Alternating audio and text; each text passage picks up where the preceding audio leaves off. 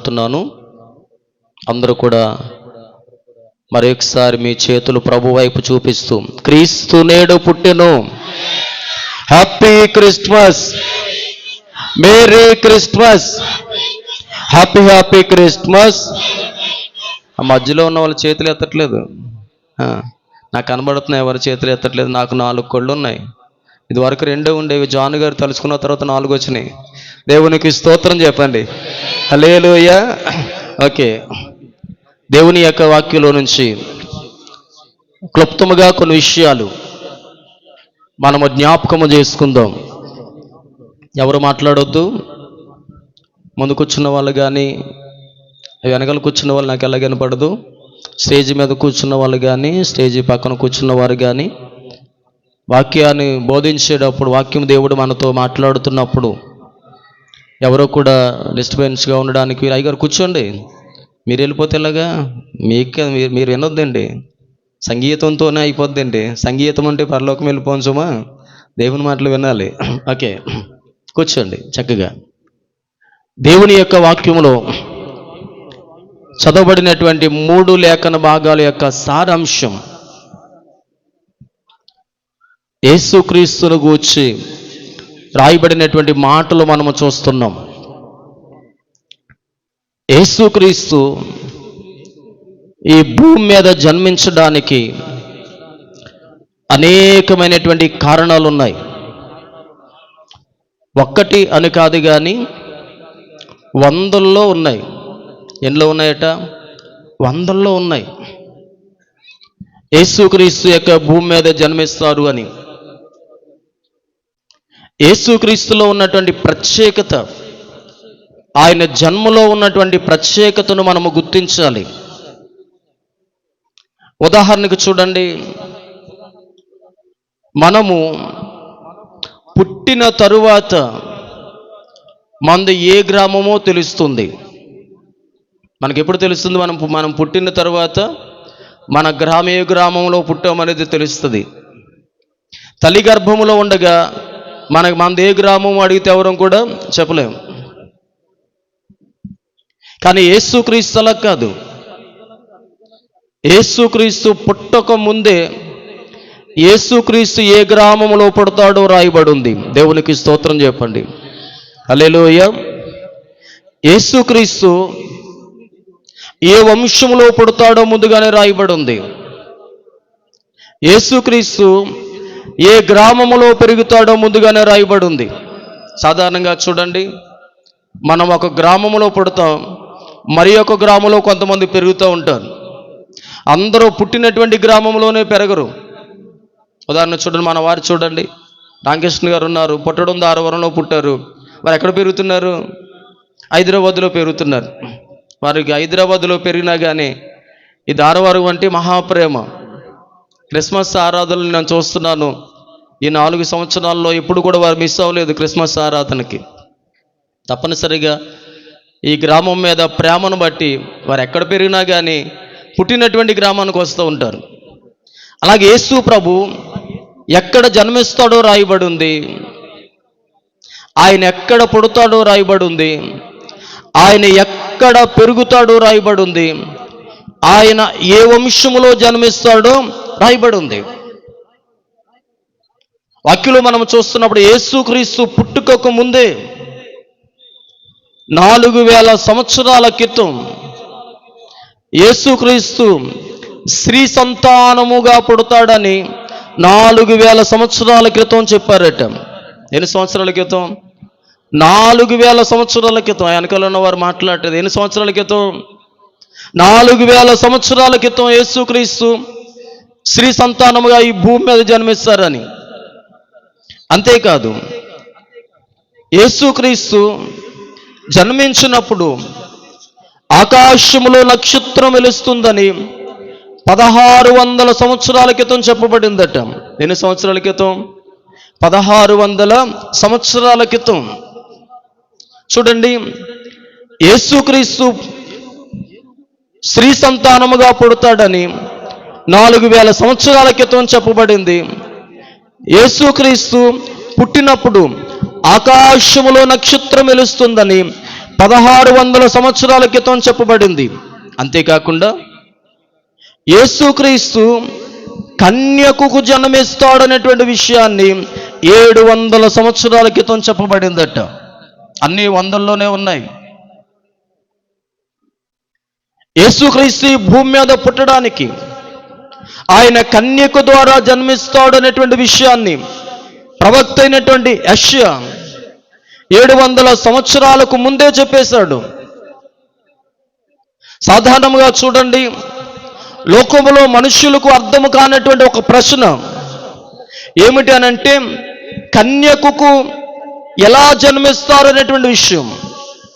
ఇదే మాట మరియకు కూడా అర్థం కాలేదు. మరియ కూడా ఏమన్నది అనంటే, దేవుని యొక్క దూత వచ్చి ఇదిగో నీకు కుమారుడు కనబోతున్నావు అనేటువంటి విషయాన్ని చెప్పినప్పుడు వెంటనే మరియ మాట్లాడినటువంటి మాట ఏమిటనంటే, ఇదిగో నేను కన్యకను కదా, నేను పురుషుణ్ణి ఎరగనిది కాని కదా, నాకు కుమారుడు ఎలా పుడతాడు అనేటువంటి ప్రశ్న ఆ రోజే మరియ వేసింది. ఈరోజు కాదు వేయటం, ఆ రోజే మరియ ఈ ప్రశ్న వేసింది. అయితే దీనిని గూర్చి మనం ఆలోచన చేస్తున్నప్పుడు, నిజమే, మనుషులుగా మనం ఆలోచన చేస్తున్నప్పుడు కన్యకకు కుమారుడు పుట్టడం ఇది సాధ్యమా అనేటువంటి ఆలోచన, కన్యకకు కుమారుడు పుట్టడం ఇది నిజమా అనేటువంటి ఆలోచన. అయితే పరిశుద్ధ గ్రంథములో ఒక మాటను మీకు చదివిస్తున్నాను చూడండి. మత్తయి సువార్త 19వ అధ్యాయము, మత్తయి సువార్త 19వ అధ్యాయము 26వ వచనం. యేసు వారిని చూచి, మనుషులకు అసాధ్యమే గాని దేవునికి సమస్తమును సాధ్యం. చూడండి, యేసు ప్రభు చెప్పినటువంటి మాట ఏమిటనంటే, మనుషునికి అసాధ్యమైనది ఉంది. నా మాట వినండి రమేష్ గారు, అయ్యా నా మాట వినండి రామకృష్ణ గారు. ఇప్పుడే మిమ్మల్ని కూర్చు గొప్పగా చెప్పాను, మరలా మిమ్మల్ని గద్దిస్తే బాగోదు మరలా. కాబట్టి దేవుని యొక్క వాక్యంలో చూస్తే యేసు ప్రభు చెప్పినటువంటి మాట ఏమిటనంటే, ఇదిగో శిష్యుల వైపు చూచి అంటున్నాడు. ఏమంటున్నారు అంటే, మనుష్యులకు ఏమై ఉన్నాయట? అసాధ్యములైన ఉన్నాయి, మనుషులకు సాధ్యము కాని ఉన్నాయి, మనుషులు చేయలేనివి భూమి మీద ఉన్నాయి. కానీ దేవునికి సమస్తము కూడా సాధ్యం. దేవునికి అసాధ్యం అనేదంటూ ఏది కూడా లేదు. దేవుడు ఇది చేయలేడు అని చెప్పడానికి వీలు లేదు. ఎందుకనంటే ఆయన అసాధ్యాలను సాధ్యము చేసే దేవుడు. దేవునికి స్తోత్రం చెప్పండి, హల్లెలూయా. వాక్యాన్ని మనము చూస్తున్నప్పుడు ఎందుకు ఈ మాట నేను మీతో చెప్తున్నాను అంటే, మనం మనుషులుగా చూసినంత కాలం ఇది సాధ్యము కాదు అనేటువంటి మాట మనం చూస్తాం. ఈ లోకములో సాధ్యము కానివి కూడా కొన్ని ఉన్నాయి. చూడండి, వైద్యులకు కూడా కొన్ని సాధ్యము కాని ఉన్నాయి. వైద్యులకు అన్నీ సాధ్యమవుతాయా? అన్నీ సాధ్యమవుతాయా? అన్నీ సాధ్యము కాదు. వైద్యులు కూడా ఏదో ఒక రోజున చెయ్యి విడిచిపెట్టేస్తారు. వైద్యులు కూడా ఏదో ఒక రోజున ఇది నాకు సాధ్యము కాదనేటువంటి మాట వాడతారు. కానీ దేవునికట సమస్తము సాధ్యం. ఎలా చెప్పగలుగుతున్నాను? వైద్యులకు సాధ్యము కాదు, దేవునికి సాధ్యమని మనం ఎలా చెప్పగలుగుతున్నాం? పరిశుద్ధ గ్రంథములో మార్కు సువార్త 5వ అధ్యాయము. అంబరానికి అంటేలా సంబరాలతో చటాల, అంబరానికి అంటేలా సంబరాలతో చటాల, యేసయ్య పుట్టాడని రక్షింపవచ్చాడని, యేసయ్య పుట్టాడని అయ్యా మీరంత స్లోగా వాయిస్తే సన్నీటిలో పొగేసినట్టుగా చక్కగా మీరు కొడితే జనాలకు ఉద్యమం రావాలి, వాళ్ళు చప్పట్లు కొట్టాలి. మీరే చల్లగా కొట్టారనుకోండి, ఇంకా మా వాళ్ళు అసలు చల్లారిపోతారు. అయ్యా మిమ్మల్ని పిలిచింది ఎందుకంటే వారిని ఉజ్జీవింపజేస్తారని. రాకపోతే పెట్టమనండి, రాకపోతే సౌండ్ పెట్టమనండి, అంతేగాని చల్లారిపోయినట్టుగా. ఓకే, మీలో ఒక ఉజ్జీవం, మీరు ఉజ్జీవాన్ని కలిగించాలి. అది నేర్చుకుని చక్కగా యేసయ్య పుట్టాడని కొట్టండి, కొట్ట గట్టిగా. ఏమైపోదులండి, ఇరిగిపోదులండి, కొట్టండి గట్టిగా. అంబరానికి అంటేలా సంబరాలతో చటాల, అంబరానికి అంటేలా సంబరాలతో చటాల, యేసయ్య పుట్టాడని, ఇంకా రక్షింపవచ్చాడని, యేసయ్య పుట్టాడని, రక్షింపవచ్చాడని, అంబరానికి అంటేలా సంబరాలతో చటాల, అంబరానికి అంటేలా సంబరాలతో చటాల, యేసయ్య పుట్టాడని, రక్షింపవచ్చాడని, యేసయ్య పుట్టాడని, రక్షింపవచ్చాడని,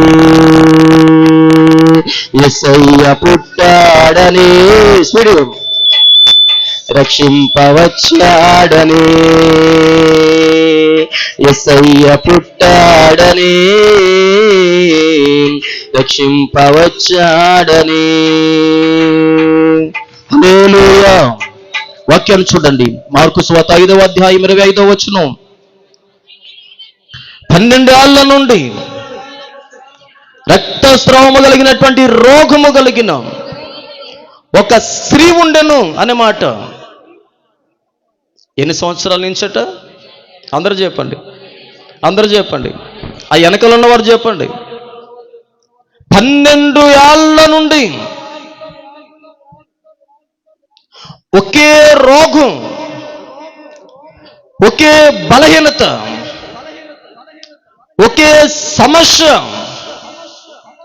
ఒక స్త్రీని పట్టుకుని వెంటాడుతుంది, ఒక స్త్రీని పట్టుకుని బాధపరుస్తుంది, ఒక స్త్రీని పట్టుకుని గాయపరుస్తుంది, ఒక స్త్రీని పట్టుకుని సంతోషము లేకుండా చేస్తుంది.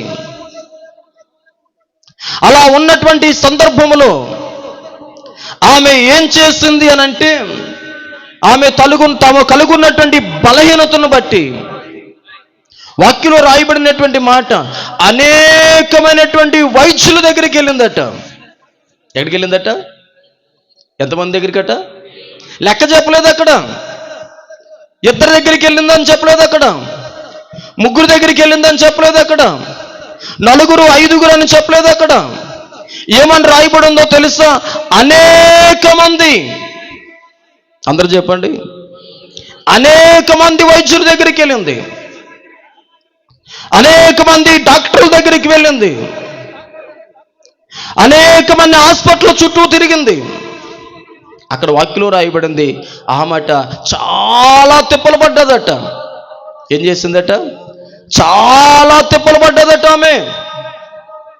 ఏ వైద్యుడైనా నా రోగాన్ని బాగు చేస్తాడేమో అని, ఏ వైద్యుడైనా నన్ను స్వస్థపరుస్తాడేమో అని, ఏ వైద్యుల ద్వారానైనా నాకు విడుదల కలుగుతుందేమోనని, ఏ వైద్యుల ద్వారానైనా నాకు సంతోషం కలుగుతుందేమోనని, ఏ వైద్యుల ద్వారానైనా నాకు విముక్తి కలుగుతుందేమని అనేకమైనటువంటి వైద్యుల దగ్గరికి వెళ్ళిందట. కానీ ఎంతమంది వైద్యుల దగ్గరికి వెళ్ళినా కానీ వాక్యంలో రాయబడిన మాట, ఆమెకున్నటువంటి ఆస్తంతా తొలగిపోయింది కానీ రోగం మాత్రం తగ్గలేదట. ఆస్తి తరిగిపోతూ ఉంది, ఆస్తి రోజు రోజుకి తరిగిపోయి ముగించిపోతుంది కానీ ఆమె రోగం మాత్రం మొదటిలో ఎలాగున్నదో ఇప్పటికి కూడా అలాగే ఉండిపోయిందట. ఒకానొక దినమందు ఆమెను గూర్చి రాయబడినటువంటి మాట ఏమిటనంటే, ఆమెట ఇక ప్రయోజనం ఏమీ లేదని ఒక నిర్ణయానికి వచ్చేసిందట. ఏ నిర్ణయానికి వచ్చేసింది? ఇంకా ప్రయోజనము ఏది లేదు, ఇంకా నేను చనిపోవలసిందే. ఎందుకనంటే ఒక స్త్రీకి రక్తస్రావం జరుగుతూ ఉంటే అది విపరీతముగా అయిపోతూ ఉంటే ఆ స్త్రీ ఆ రక్తస్రావాన్ని బట్టి మరణానికి దగ్గరైపోతుంది. ఈమెకు ఒక నిర్ణయానికి వచ్చేసింది, వైద్యులే బాగు చేయలేదు అని అంటే నన్ను ఎవరు బాగు చేస్తారు? ఇక వైద్యులకే సాధ్యము కాలేదంటే ఇది ఎవరికి సాధ్యం అవుతుంది? నేను వేసుకునే మెడిసినే నా రోగాన్ని బాగు చేయకపోతే ఇంక నన్ను ఎవరు బాగు చేస్తారు అని ఒక నిర్ణయానికి వచ్చేసింది. అటువంటి సందర్భంలో ఎవరో ఒక మాట చెప్పారు ఆమెకు, అమ్మా నువ్వు ఎంతకాలం వైద్యుల దగ్గరికి వెళ్ళావు కదా, వైద్యులను ఆశ్రయించావు కదా, ఒక్కసారి యేసు ప్రభు దగ్గరికి వస్తే యేసు ప్రభు నిన్ను స్వస్థపరుస్తాడమ్మా అని ఒక మాట ఆమె విషయంలో తెలియపరచబడిందట. ఆమె ఆ వేదనతో, ఆ దుఃఖముతో, ఆ బాధతో, ఆ దిగులుతో యేసు ప్రభు దగ్గరికి వచ్చిందట. యేసు ప్రభు దగ్గరికి వచ్చి యేసు ప్రభు ముందు నిలబడడానికి ధైర్యం లేదు. అందుకని యేసు ప్రభు యొక్క వస్త్రపు చెంగు మాత్రమే ముట్టిందట ఆమె.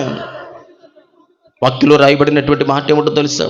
29వ వచనములో వెంటనే, అందరూ చెప్పండి, వెంటనే 12 సంవత్సరాల నుంచి రక్తస్రావముతో బాధపడుతున్నటువంటి స్త్రీ యేసు ప్రభు వస్త్రమును ఎప్పుడైతే ముట్టిందో వెంటనే ఆమె రక్తధార, చెప్పలకూడదు అందరూ కూడా దగ్గరగా కొట్టండి, హల్లెలూయా.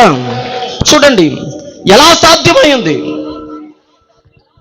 వాక్యంలో మనము చూస్తున్నప్పుడు వైద్యులము సాధ్యము కానిది యేసు ప్రభువుకి ఎలా సాధ్యమైంది అని అంటే, యేసు ప్రభువుకి సమస్తము, అందరూ చెప్పండి, సమస్తము సాధ్యమే. యేసు ప్రభువు చేయలేని కార్యం అంటూ ఏదీ లేదు.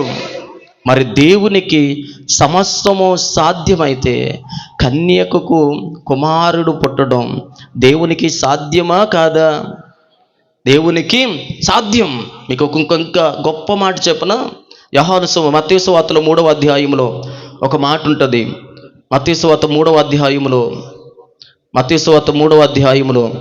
8వ వచనాన్ని చదవండి. అబ్రహాము మాకు తండ్రి అని మీలో మీరు చెప్పుకున్న తలంచవద్దు. దేవుడు ఈ రాళ్ల వలన అబ్రహామునకు పిల్లలను పుట్టింపగలడని మీతో చెప్పుచున్నాను. చూడండి, దేవుడట ఎవరిని బట్టి కూడా పిల్లలను పుట్టించగలడట. అమ్మా, రాళ్లను బట్టి దేవుడు పిల్లలను పుట్టించగలిగితే రాళ్లే పిల్లలు కనేలాగా దేవుడు చేయగలిగితే కన్యకు పిల్లలు పుట్టడం ఆశ్చర్యమా? దేవునికి స్తోత్రం చెప్పండి. దేవుడు తలుసుకుంటే, యోహాను ప్రవక్త అంటున్నాడు, అబ్రహాము మాకు తండ్రి అని మీరు అనుకుంటున్నారు, కానీ దేవుడు తలుసుకుంటే రాళ్లే పిల్లల కంటే, రాళ్లే కుమారుల కంటే, రాళ్లే కుమార్తెల కంటే. చూడండి, అందుకనే దేవుని కన్యకు గర్భపు జన్మించడం అది ఆశ్చర్యం కాదు. ఎందుకంటే దేవునికి, అందరూ చెప్పండి, సమస్తము సాధ్యం. ఆయన ఏదైనా చేయగలిగిన వాడు. ఇక్కడ కూర్చుని వాక్యం వింటున్న సహోదరుడా, నీకు అసాధ్యమైనది ఉంది, మనుష్యులకు అసాధ్యమైనది ఉంది, వైద్యులకు అసాధ్యమైనది ఉంది, అధికారులకు అసాధ్యమైనది ఉంది. కానీ మనము ఆరాధించే యేసుక్రీస్తుకు అసాధ్యమైనదంటూ ఏది కూడా లేదు. అందుకని ఆయన కన్యకను ఏర్పరచుకుని, ఎందుకు కన్యకకు పుట్టవలసి వచ్చిందో హెబ్రీ రాసినటువంటి మనం చదువుకున్నటువంటి పత్రిక పాఠ్య భాగములో ఆయన ఎందుకు కన్యకకు పుట్టవలసి వచ్చిందో రాయబడి ఉంది. ఇవన్నీ చెప్పను కానీ హెబ్రీలకు రాసినటువంటి పత్రికలో 1వ అధ్యాయములో 4వ వచనములో యేసుక్రీస్తుని గూర్చి ఒక మాట రాయబడింది. ఆ మాట ఏమిటనంటే, యేసుక్రీస్తట పాపముల విషయంలో శుద్ధీకరణ చేయడానికి యేసుక్రీస్తు భూమి మీద జన్మించాడట. ఏం చేయడానికి? పాపముల విషయములో శుద్ధీకరణ చేయడానికి. అంటే పాపముల విషయంలో శుద్ధీకరణ చేయాలి అని అంటే ఆయన జన్మలో ఏముండకూడదు, పాపం ఉండకూడదు, అపవిత్రత ఉండకూడదు. అందుకనే దేవుడు కన్యకైనటువంటి మరియను ఎందుకు ఎంచుకున్నాడు అని అంటే ఆమె పరిశుద్ధురాలుగా, పవిత్రురాలుగా జీవిస్తుంది. ఆమె జన్మలో, ఆమె గర్భములో జన్మించడానికి గల కారణం ఏమిటంటే పవిత్రురాలు కాబట్టి ఆమె ద్వారా ఈ భూలోకములో జన్మించి ఆయన జన్మలో పాపము లేనటువంటి వాడుగా పాపముల శుద్ధీకరణ చేయడానికి యేసుక్రీస్తు లోకానికి వచ్చారట. దేవునికి స్తోత్రం చెప్పండి. హల్లెలూయా. యేసుక్రీస్తు లోకానికి ఎందుకు వచ్చారనంటే మేము పండగ చేసుకోవడానికి వచ్చామని చెప్పకూడదు. మనం యేసుక్రీస్తు లోకానికి ఎందుకు వచ్చారు అని అంటే కేక్ కట్ చేసుకోవడానికి వచ్చారని చెప్పకూడదు. మనం యేసుక్రీస్తు లోకానికి ఎందుకు వచ్చారు అని అంటే యేసుక్రీస్తు ద్వారా ఈ భూమి మీద ఉన్నటువంటి మనుషులందరికీ ఏం జరుగుతుందనంటే పాపముల యొక్క శుద్ధీకరణ చేయడానికి యేసుక్రీస్తు ఈ భూమి మీద జన్మించారట. దేవునికి స్తోత్రం చెప్పండి. హల్లెలూయా. అందుకనే వాక్యంలో మనం చూస్తున్నప్పుడు కొరింథీయుల తిమోతికి రాసినటువంటి మొదటి పత్రికలో 1వ అధ్యాయం 15వ వచనంలో ఈ రీతిగా వాక్యంలో రాయబడి ఉంటుంది. యేసుక్రీస్తుట పాపులను రక్షించడానికి క్రీస్తు యేసు లోకమునకు వచ్చెను అనేటువంటి మాట వాక్యం అంటుంది. ఎవరిని రక్షించడానికి యేసుక్రీస్తు లోకానికి వచ్చిందట? పాపులను రక్షించడానికి. ఈ లోకములో ఎక్కడున్నారు పాపులు? ఏ దేశంలో ఉన్నారు పాపులు? ఏ ప్రాంతంలో ఉన్నారు పాపులు అని అంటే వాక్యం అంటుంది ఏ భేదము లేదు, అందరూ కూడా పాపులే. ఈ భూమి మీద పుట్టినటువంటి ప్రతి మనిషి కూడా పాపము చేసిన వాడే. ఇక్కడ నిలబడినటువంటి నేను కూడా ఒకప్పుడు పాపము చేసిన వాడినే. ఇక్కడ కూర్చున్నటువంటి మీరు కూడా పాపము చేసిన వారే. ఈ మైకు ద్వారా వింటున్నటువంటి వారు కూడా పాపము చేసిన వారే. మరి పాపము చేసిన వారు పరిశుద్ధులుగా మార్చబడాలి అనంటే ఎందుకు? పాపముల విషయమై శుద్ధీకరణ చేయడానికి యేసుక్రీస్తు లోకానికి వచ్చాడు అనంటే పాపికి పరలోకము లేదు. ఏమి లేదట? పాపికి పరలోకం లేదు. ఎంతటి గొప్ప వ్యక్తి అయినా, ఎంతటి ఉన్నతమైన వ్యక్తి అయినా, ఎంత స్థితిలో ఉన్నటువంటి వ్యక్తి అయినా పాపము చేస్తున్న వ్యక్తి మరణించినట్లయితే ఆ పాపికి ఏమి లేదట? ఏమి లేదట? అందరూ చెప్పండి, అందరూ చెప్పండి. అయ్యా మీరు ఆగండి, వాళ్ళు చెప్పనండి. మీ మాట వినబడుతుంది, వాళ్ళ మాట వినబట్టలేదు. వాళ్ళు చెప్పాలి కదా. అమ్మ చెప్పండి, మీరు చెప్పండి. పాపికి ఏమి లేదట? పరలోకము లేదు. మరి ఎవరికి పరలోకం? ఎవరైతే తమ పాపములను గ్రహించి, తన పాపపు స్థితిని గ్రహించి, తన పాపపు స్థితిని ఒప్పుకొని ఈ భూమి మీద ఉండగానే నేను పాపినని గ్రహించి ఇదిగో పాపముల కొరకు శుద్ధీకరణ చేయడానికి యేసుక్రీస్తు లోకానికి వచ్చాడు. ఆయన దగ్గరకు వచ్చి అయ్యా నేను పాపినయ్యా, నేను పాపము చేశానయ్యా అని నువ్వు ఒప్పుకున్నట్లయితే ఒప్పుకున్న వారికి పరలోకం. దేవునికి స్తోత్రం చెప్పండి. హల్లెలూయా. ఎవరికి పరలోకమట? ఒప్పుకున్న వారికి పరలోకం. క్రిస్మస్ చేసిన వారందరికీ కాదు సుమా. నేను కూడా నా పాపముల విషయంలో పశ్చాత్తాపపడకపోతే, నా పాపము నేను గ్రహించకపోతే, నేను క్షమాపణ పొందుకోకపోతే నాకు కూడా పరలోకం లేదు. అందుకనే దేవుని యొక్క వాక్యం అంటుంది పాపుల శుద్ధీకరణ విషయంలో యేసుక్రీస్తు లోకానికి వచ్చాడు. ప్రియ దేవుని బిడ్డలారా, దేవుడి 2025వ సంవత్సరంలో కూడా నీకు ఇంకా ఆయుష్నిచ్చాడు అని అంటే, దేవుడి 2025వ సంవత్సరంలో కూడా నీకు ఇంకా ఆరోగ్యాన్ని ఇచ్చాడంటే ఎందుకో తెలుసా? నీ పాపముల విషయంలో నువ్వు పశ్చాత్తాపడతావేమోనని, నీ పాపముల విషయంలో నువ్వు గ్రహిస్తావేమోనని, నీ పాపములో తెలుసుకుని నువ్వు ఎప్పుడైనా విచారణ పడతావేమోనని. అందుకనే యేసుక్రీస్తుట ఈ భూమి మీదకి వచ్చారట. దేవునికి స్తోత్రం చెప్పండి. హల్లెలూయా. చూడండి వాక్యంలో మనం జాగ్రత్తగా చూడగలిగితే సువార్త పాఠ్య భాగంలో ఒక మాట తెలియపరుస్తుంది. ఏమంటానంటే ఇదిగో యేసుక్రీస్తు లోకానికి వచ్చాడు. ఎందుకు వచ్చాడు అని అంటే పాపముల విషయమై శుద్ధీకరణ చేయడానికి. అందరూ చెప్పండి, అందరూ చెప్పండి. ఎంత స్లోగా మాట్లాడితే ఎలాగా? నేను తెలా అరుస్తున్నాను కదా, గట్టిగా మాట్లాడండి. మీకు మధ్య మధ్యలో ఏసీ పాయింట్లు ఇచ్చాం. మీరు చూస్తున్నారో లేదో కానీ మధ్య మధ్యలో ఏసీ పాయింట్లు ఉన్నాయి. చిట్టుబాబు గారు చక్కగా ఏసీ పాయింట్లు పెట్టారు మధ్య మధ్యలో. కనబడుతున్నాయా మీకు? కనబడుతున్నాయా? రమేష్ గారు చెప్పారు, రమేష్ గారు సలహా ఇచ్చారండి. రమేష్ గారు, సతీష్ గారు, సంతోష్ గారు అన్నారట ఏసీ పాయింట్లో ఉంచాలండి మధ్యలో అన్నారట. కాబట్టి చక్కగా ఏసీ పాయింట్లు ఉన్నాయి. మీకు చక్కగా చల్లటి గాలి తగులుతుంది. గాలి తగలకుండా కూడా చక్కగా సైడ్ వెల్స్ అన్ని కట్టడం జరిగింది. కాబట్టి చక్కగా ఉజ్జీవముగా దేవుని మాటలు విందాం. దేవుడు ఏ క్రిస్మస్ను బట్టి సంతోషిస్తాడు అని అంటే, మనం చేసే ఈ పెండాలను బట్టి ప్రభువు సంతోషించడు, ఈ బాక్సులను బట్టి ప్రభువు సంతోషించడు, ఈ క్రిస్మస్ ట్రీని బట్టి ప్రభువు సంతోషించడు. ఏ వ్యక్తి అయితే ఈ క్రిస్మస్లో తమ పాపముల విషయమై గ్రహించి ఒప్పుకుంటాడో ఆ వ్యక్తిని బట్టి ప్రభువు సంతోషిస్తాడట. స్వార్థ పాఠ్య భాగంలో యేసుక్రీస్తట ఈ లోకానికి పాపముల విషయమై శుద్ధీకరణ చేయడానికి యేసుక్రీస్తు లోకానికి వచ్చాడు. ఆయన సెలవిస్తున్నటువంటి మాట ఏమిటనంటే, ఎవరైతే ఆయన యందు విశ్వాసం ఉంచుతారో వాళ్ళందరూ కూడా దేవుని పిల్లలు అవడానికి అధికారం ఇస్తున్నాడట యేసు ప్రభు.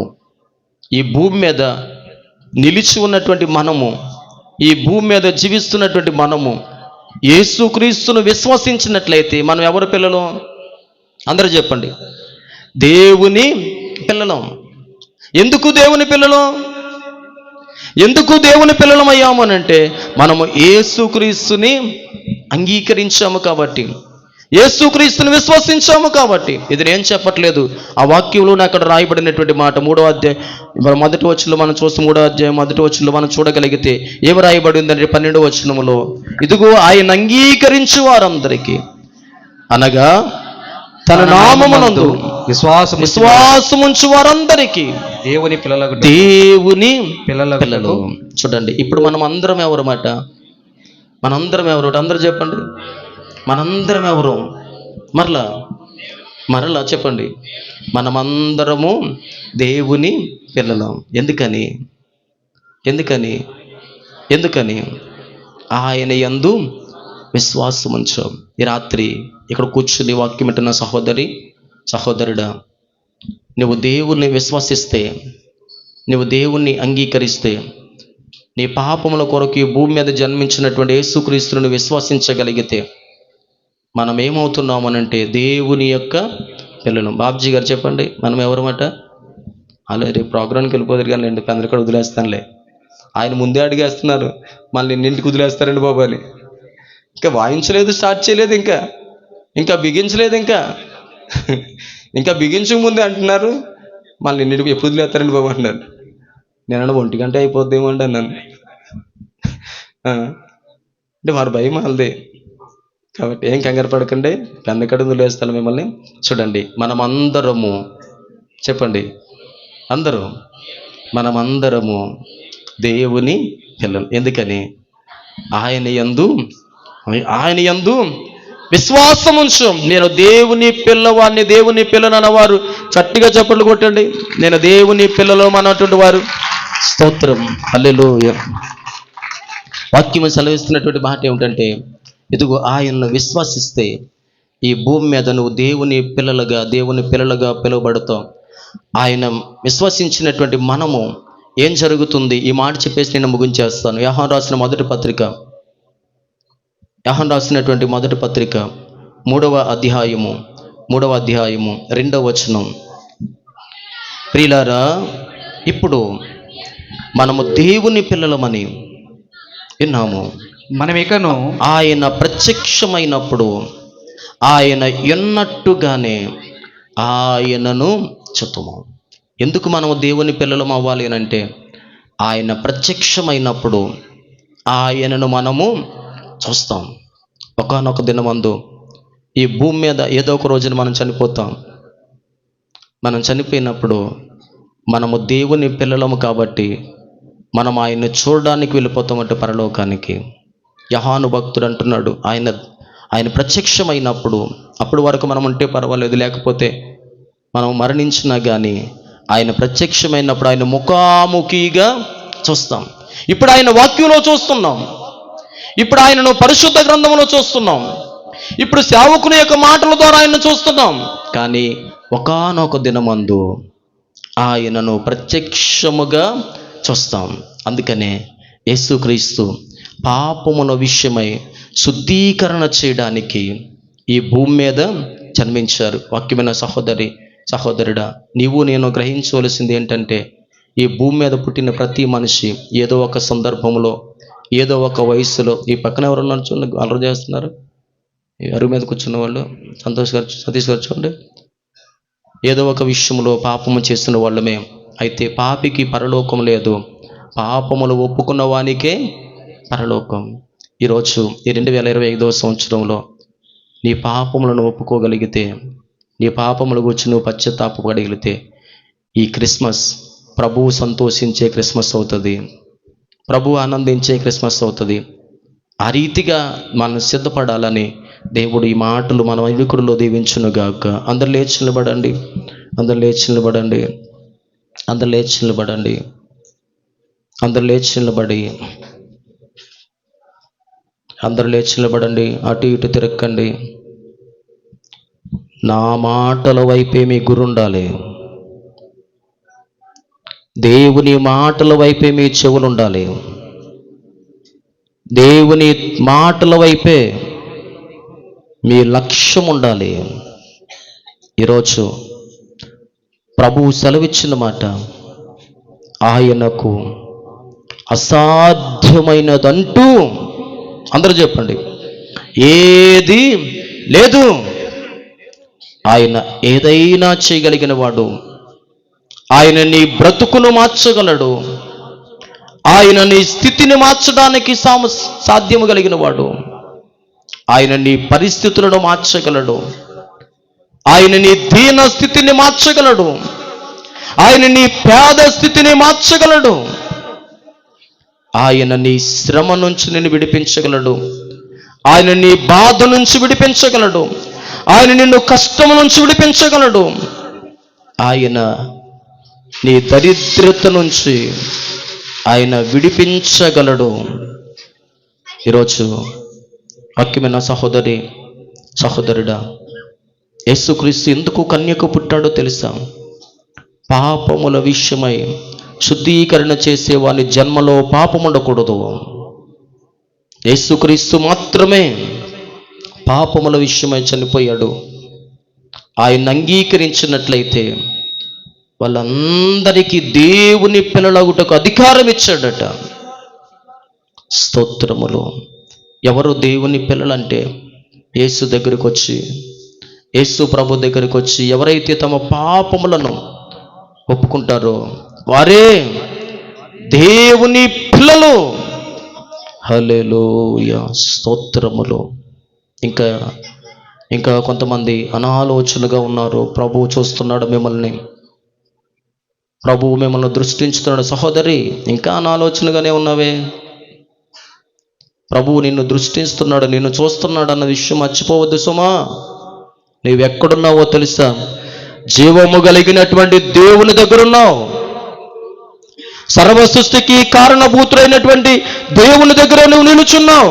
సైన్యములకు అధిపతికి యెహోవా కన్నులు నిన్ను చూస్తున్నావు. ఇప్పుడు నువ్వు అనాలోచనగా ఉంటే ఈ స్థలము నీకు ఆశీర్వాదం కాదు. నువ్వు అనాలోచనగా ఉంటే ఈ స్థలము నీకు దీవెనకరము కాదు. నువ్వు అనాలోచనగా ఉంటే ఈ స్థలము నీకు మేలు కాదు. ఇక్కడకు వచ్చింది ఆశీర్వదించబడడానికి, ఇక్కడకు వచ్చింది దీవించబడడానికి, ఇక్కడకు వచ్చింది మేలు పొందుకోవడానికి, ఇక్కడకు వచ్చింది సమాధానము పొందుకోవడానికి. హల్లెలూయా, స్తోత్రములు, స్తోత్రములు, స్తోత్రములు. అందరూ కూడా ఎక్కడ ఉన్నవారు అక్కడే మనస్ఫూర్తిగా ఏకీభవించండి. ఏకీభవిస్తే ఈరోజు నీకు ఆశీర్వాదకరముగా దేవుడు ఈ క్రిస్మస్ ఆరాధన చేయాలని దేవుడు ఆశిస్తున్నాడు. స్తోత్రములు, స్తోత్రములు, స్తోత్రములు, స్తోత్రములు, స్తోత్రములు, స్తోత్రములు. యేసయ్యా, యేసయ్యా, యేసయ్యా, యేసయ్యా, యేసయ్యా, యేసయ్యా, యేసయ్యా నిన్నే నిన్నే కొలుతునయ్యా నువ్వే నా రాజువయ్యా చెప్పడం నిన్నే నిన్నే కొలుతునయ్యా నువ్వే నా రాజువయ్యా యేసయ్యా యేసయ్యా యేసయ్యా యేసయ్యా యేసయ్యా యేసయ్యా అందరూ యేసయ్యా యేసయ్యా యేసయ్యా యేసయ్యా యేసయ్యా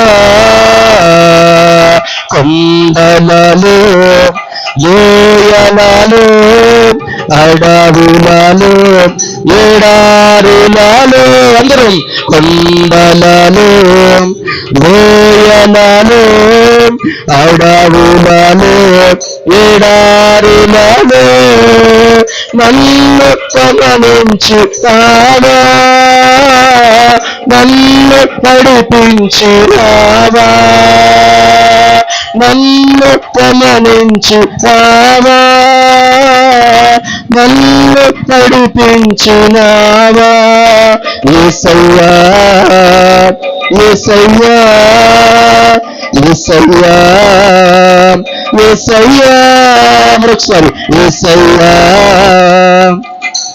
అందరూ స్తోత్రం హల్లెలూయా